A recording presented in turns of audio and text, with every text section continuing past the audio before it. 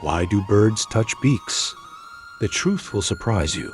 In nature, many of us often see birds touching their beaks and wonder if they are kissing or showing love.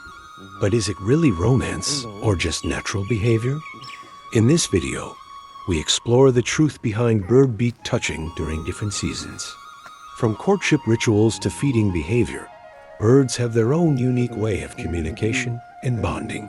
Stay tuned to learn something fascinating about wildlife that you may have never noticed before.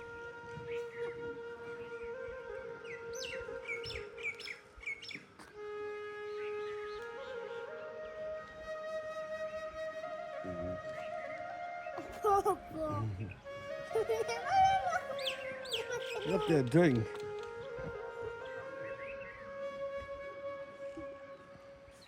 I think that is their babies.